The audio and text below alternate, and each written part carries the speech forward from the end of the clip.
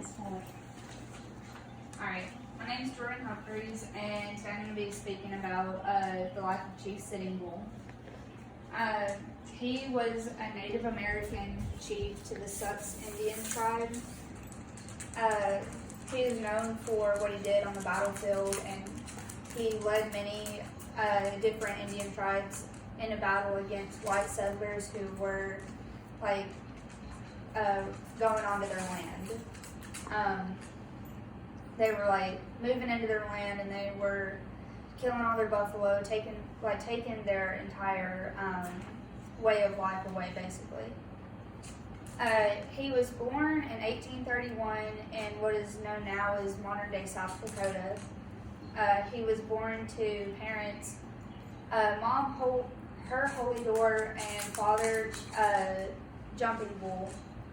Whenever he was born, his parents gave him the name Jumping Badger, but he was at around the age of 12. He was they gave him a nickname called Hunkacy, and it means slow. And they called him this because of his inability on the battlefield. He just wasn't a good fighter. He couldn't hunt or anything. But when he was 14, he killed his first buffalo, and then that's when he earned the name Sitting Bull.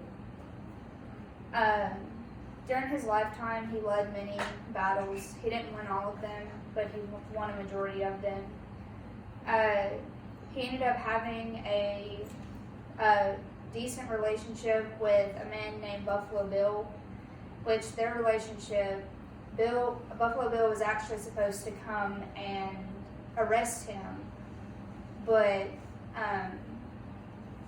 they ended up, he met him, and he realized that they realized that he wasn't the person that the people told him to go to arrest him.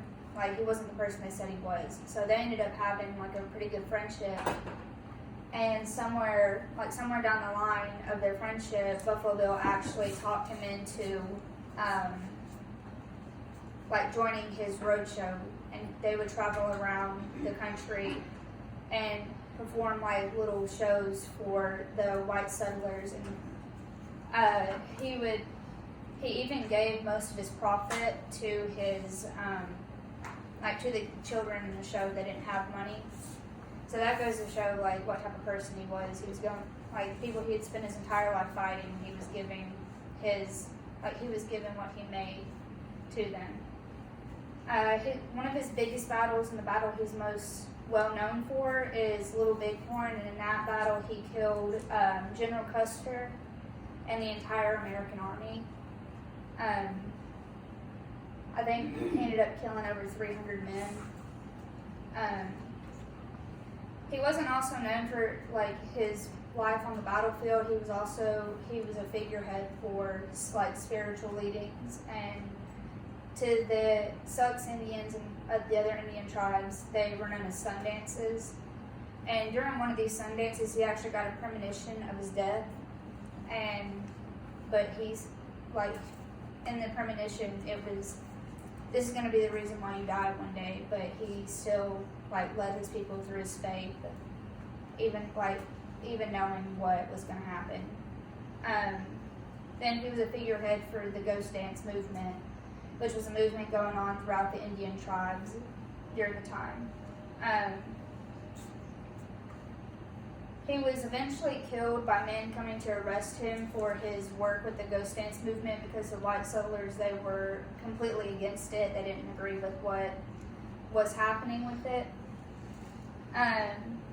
So he ended up getting killed then. And shortly after he was killed, about 2 weeks later actually, 200 of his people were killed by white settlers in retaliation against him. He made a huge impact on the Native American community, and even in the white community. He was respected by everybody, the people that he led, and even his enemies he was respected by.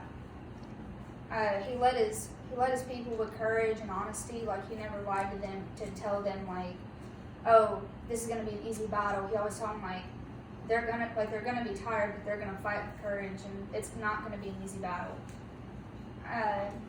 He was viewed by many people as a brave and caring person. He, like I said, he earned the respect of everybody. Like, everybody respected him, and that is part of the reason why we study him today in our American history classes. What's my time?